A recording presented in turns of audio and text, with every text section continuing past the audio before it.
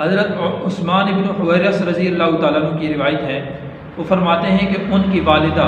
جب آپ علیہ الصلاۃ والسلام کی پیدائش ہوئی تو جناب سیدہ آمنہ کے پاس تھی۔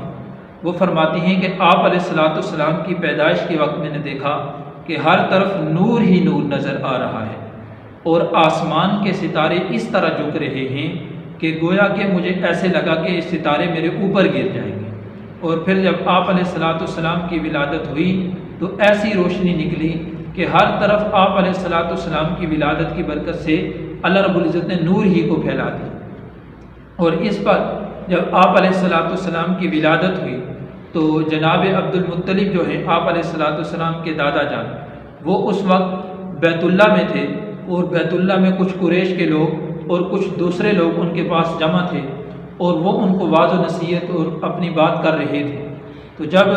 آپ علیہ الصلاۃ والسلام کی والدہ ماجدہ جناب سیدہ آمنہ نے ان کو پیغام بھیجا کہ اللہ رب العزت نے ان کو پوتے کی دولت سے نوازا ہے، تو وہ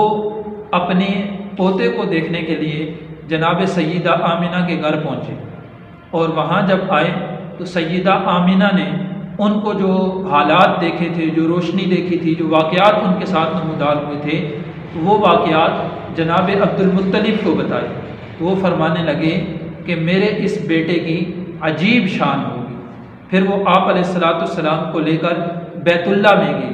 اور بیت اللہ میں لے جا کر آپ علیہ الصلاۃ والسلام کو وہاں رکھا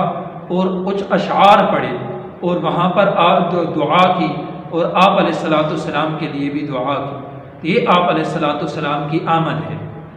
تو اس میں دیکھیں کہ آپ علیہ الصلاۃ والسلام کی جو آمد ہوئی ہے وہ ربیع الاول کے مہینے میں ہوئی ہے۔ ربیع کہتے ہیں بہار کو۔ جس سال آپ علیہ السلام کی پیدائش ہوئی تو ایک تو آپ علیہ الصلاۃ والسلام کا جو وجود ہے، آپ علیہ الصلاۃ والسلام کی جو آمد ہے، وہی تمام انسانوں کے لیے بہار ہے،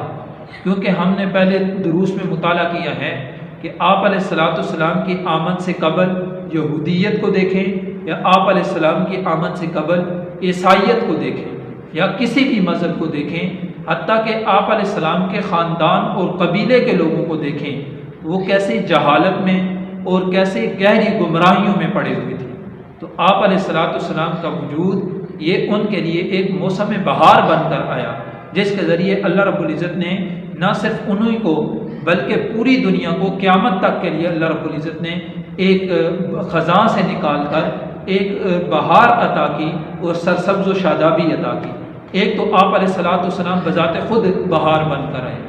اور مفسرین نے لکھا ہے، سیرت نگاروں نے، کہ جس سال آپ علیہ الصلاۃ والسلام کی پیدائش ہوئی ربیع الاول کے مہینے میں، تو وہ مہینہ اور وہ ایام بھی وہ بہار کے موسم بہار کے دن تھے۔ تو موسم بہار میں عجیب ہر طرف سبزہ تھا، اور ظاہرہ سبزے کو دیکھ کر انسان کا دل بھی خوش ہوتا ہے، انسان کے دماغ پر بھی اثر پڑتا ہے، ہر طرف سبزہ تھا۔ تو یہ ایسے آپ علیہ الصلاۃ والسلام کی ولادت ہوئی۔